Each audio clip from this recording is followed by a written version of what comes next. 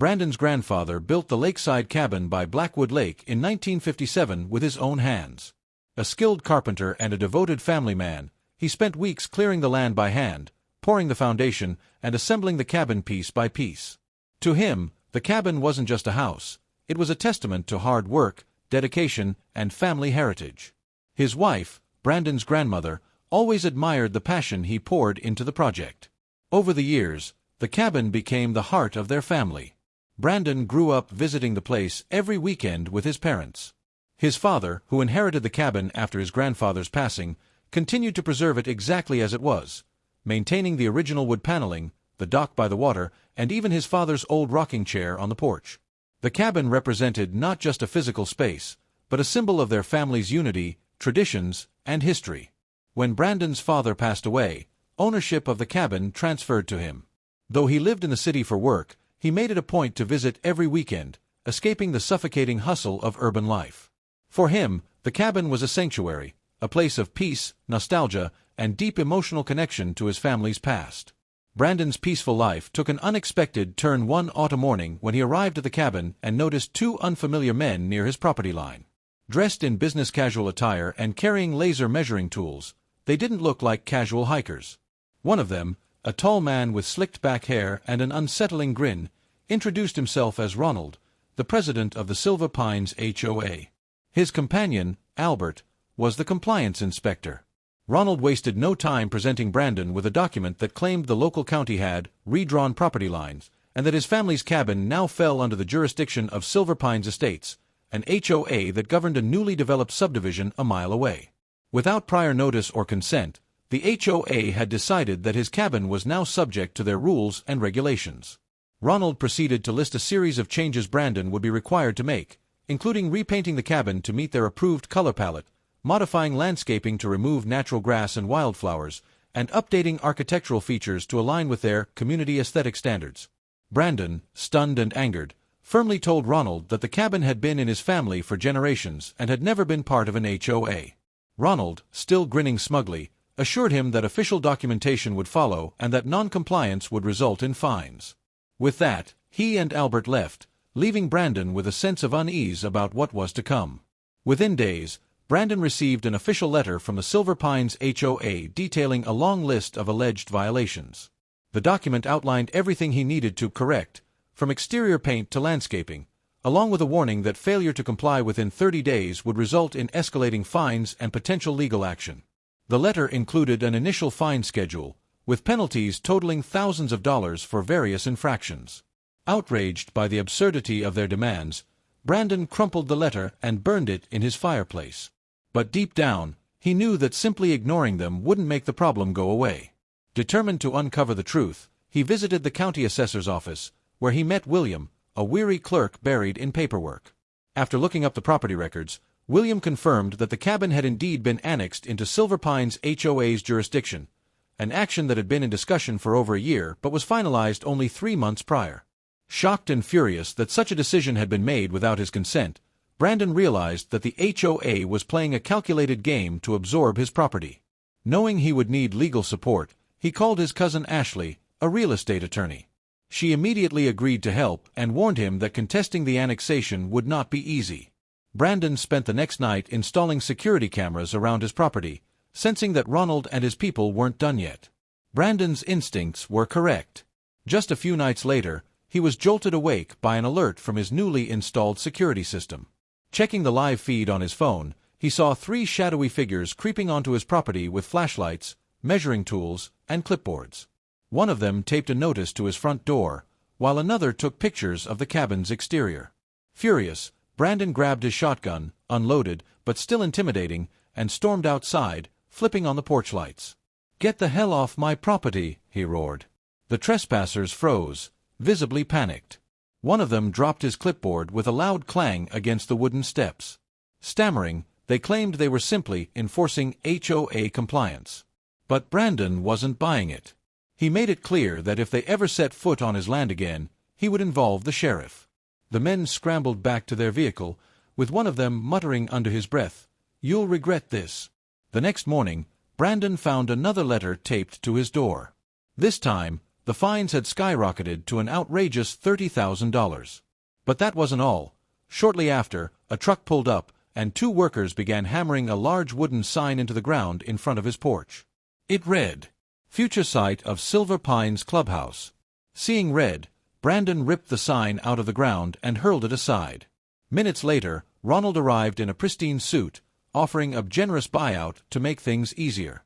Brandon refused, making it clear that he would never sell his family's home. A few nights later, while Brandon was running errands in town, his cabin was broken into. When he returned, his front door was swinging open, and the inside was completely ransacked. Furniture was overturned, drawers emptied, and personal belongings scattered. Worst of all, his grandfather's antique rifle was stolen, and someone had spray-painted, "This isn't your home anymore," in blood-red letters on his living room wall. Shaking with rage, Brandon immediately checked the security footage. The masked intruders had broken in with clear intent, searching methodically through the cabin. Then, by sheer luck, one of them briefly lifted his mask, revealing his face. It was Albert, the HOA compliance inspector. Brandon's fury boiled over. He grabbed his shotgun and sprinted outside, catching sight of the intruders fleeing into the woods. 2 of them escaped, but one tripped over tree roots. Seizing his opportunity, Brandon tackled the man, tying his hands with rope from the tool shed. He then called Sheriff Frank, a well-respected lawman in the community. When Frank arrived, he arrested the captured intruder and took statements. Reviewing the security footage, Frank was furious.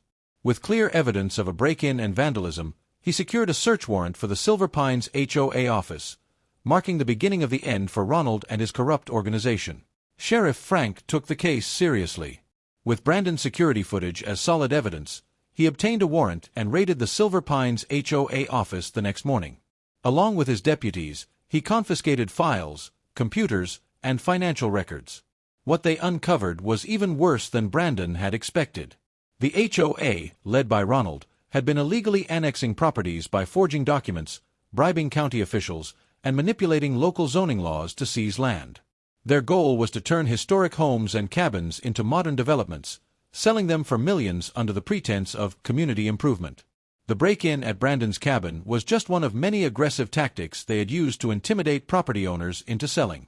During the investigation, authorities found detailed plans to demolish Brandon's cabin and replace it with a luxury clubhouse for Silver Pines residents. Even worse, some of the stolen belongings from his home, including his grandfather's antique rifle, were discovered in Ronald's office. Ronald and Albert were both arrested on multiple charges, including trespassing, property destruction, conspiracy, and fraud. With media attention growing, the county was forced to conduct a full audit of the Silver Pines HOA. Many of its board members resigned in disgrace, and the HOA's credibility crumbled. Although Ronald and his corrupt team were arrested, the HOA still had legal claims on Brandon's land. With his cousin Ashley as his attorney, he filed a lawsuit to challenge the illegal annexation. The case gained public attention, with local news stations covering his fight against corporate greed and corruption.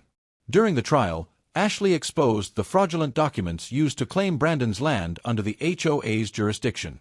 Witnesses, including former HOA members, testified about Ronald's shady dealings, confirming that homeowners were pressured or deceived into joining the association. Some even admitted they had been threatened, just like Brandon. In the end, the judge ruled in Brandon's favor. The fraudulent annexation was overturned, the HOA was fined heavily, and all illegally claimed properties were returned to their rightful owners. The court also awarded Brandon damages for the destruction of his property, covering repairs and legal fees. With the ruling, Silver Pines HOA was effectively dismantled, and Ronald faced further criminology. With the HOA defeated, Brandon focused on restoring the cabin. His friends, neighbors, and even strangers who had followed his story on the news pitched in to help. The community saw him as a hero, someone who stood up against corruption and won. Together, they repaired the damage done during the break-in, replaced stolen items, and repainted the vandalized walls. One of Brandon's biggest victories was retrieving his grandfather's stolen rifle, which had been taken as evidence but was now rightfully returned to him. He mounted it on the fireplace, just as it had always been, a symbol of resilience and justice. To ensure the HOA could never come back, Brandon worked with county officials to designate his land as a historical property, legally protecting it from forced annexation or development. His cabin would remain untouched for generations to come. While Brandon celebrated his victory, Ronald faced the consequences of his actions. The evidence against him was overwhelming, and he was convicted on multiple felony charges, including fraud, conspiracy, and illegal property seizure.